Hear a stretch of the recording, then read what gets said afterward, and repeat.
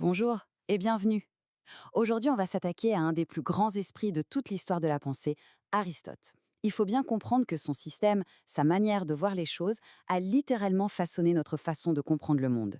Et ça depuis plus de 2000 ans. Et voilà, cette phrase, elle dit tout. Essayez d'imaginer un peu. Avant Aristote, la philosophie, c'était plein d'idées géniales, bien sûr, mais un peu dans tous les sens. Lui, son projet, c'était de tout connecter. La logique, la biologie, la politique, la physique, tout devait s'emboîter, faire partie d'un seul et même grand système cohérent. C'est une ambition absolument monumentale. Pour bien saisir le personnage, son parcours est très parlant. D'abord, il passe 20 ans à apprendre auprès de son maître, Platon. Rien que ça. Ensuite, il devient le prof particulier d'un gamin qui, plus tard, deviendra Alexandre le Grand. Et pour finir, il fonde sa propre école, le lycée, qui va rivaliser avec celle de Platon.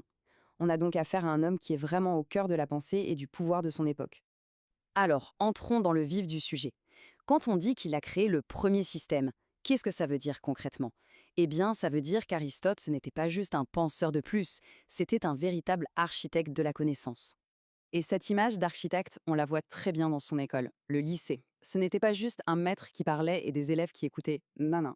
Aristote organisait de vraies équipes de recherche. Il envoyait des gens collecter des données sur le terrain. C'était de la science collaborative avant l'heure. Une idée complètement dingue pour l'époque. Bon, avec cette super méthode de travail, qu'est-ce qu'il a trouvé? Comment est-ce qu'il voyait l'univers et la nature? Quelle était sa grande vision du monde? Pour lui, le cosmos est coupé en deux. Très simple. Au-dessus d'orbite de la Lune, on a le monde supralunaire.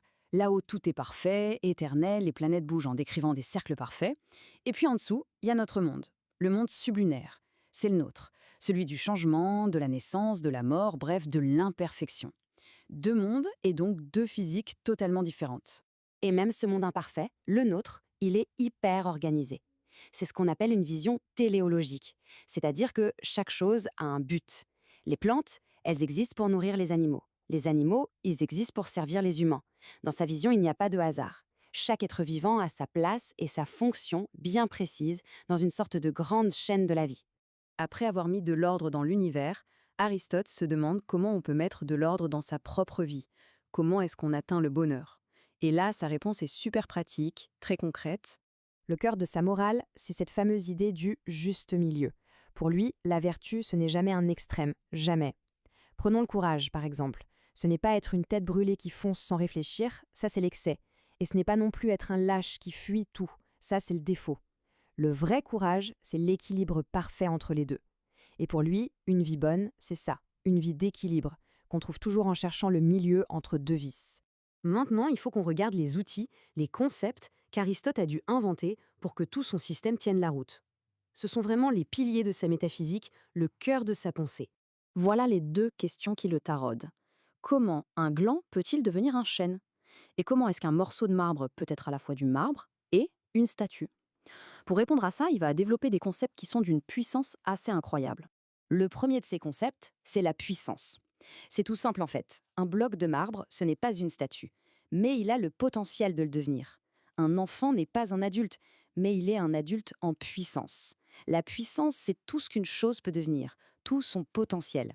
Et logiquement, en face de la puissance, il y a l'acte. L'acte, c'est tout simplement la réalisation de ce potentiel. La statue, une fois qu'elle est terminée, eh bien, elle est une statue en acte. L'adulte, c'est l'enfant qui est passé à l'acte, c'est la forme actuelle, concrète et accomplie de la chose. Et voilà. Avec ça, il explique le changement. Ce n'est rien de plus que le passage de la puissance à l'acte. La graine, qui était une plante en puissance, devient une plante en acte. C'est tout. Avec ce duo de concepts tout simple, il peut expliquer tout le dynamisme du monde qui nous entoure. C'est brillant. Et pour répondre à sa deuxième grande question, de quoi sont faites les choses, Aristote nous propose un autre duo de choc, la matière et la forme. Pour lui, n'importe quel objet est un composé des deux. La matière, c'est le matériau brut, le bronze par exemple. Et la forme, eh bien c'est ce qui fait que ce morceau de bronze est une sphère et pas un cube. C'est sa structure, son essence, son plan. Et enfin, pour avoir une explication vraiment complète de n'importe quoi, Aristote nous dit qu'il faut en connaître les quatre causes. Prenons notre statue. Sa cause matérielle, c'est le marbre. Sa cause formelle, c'est l'idée dans la tête du sculpteur. Sa cause efficiente, c'est le sculpteur et ses outils qui la taillent. Et sa cause finale, c'est son but, décorer, rendre hommage. Ce n'est qu'en ayant ces quatre réponses qu'on peut dire qu'on comprend vraiment un objet. Allez, on arrive au bout. Pour finir, voyons un peu comment cet immense système se positionne par rapport à celui de son maître, Platon. Et surtout, quel est son héritage aujourd'hui? C'est là qu'est toute la différence avec Platon. Pour Platon, la forme parfaite de la chaise, l'idée de chaise, elle est dans un autre monde, le monde des idées. Aristote, lui, il ramène tout ça sur Terre. Pour lui, la forme, l'essence de la chaise, elle est dans l'objet physique lui-même. Et ce choix, ce n'est pas un détail. C'est ce qui va ancrer la connaissance dans le monde réel qu'on peut observer, et ça ouvre grand la porte à la science telle qu'on la connaît. On termine donc là-dessus. Cette pulsion, cette volonté de tout classer, de tout ranger dans des cases, de tout expliquer, d'où vient-elle? Eh bien, elle vient en grande partie de là, de la classification des espèces en biologie à l'organigramme d'une entreprise, en passant par la manière dont on organise des bases de données. Cet élan aristotélicien pour comprendre le monde à travers des systèmes logiques est toujours absolument partout.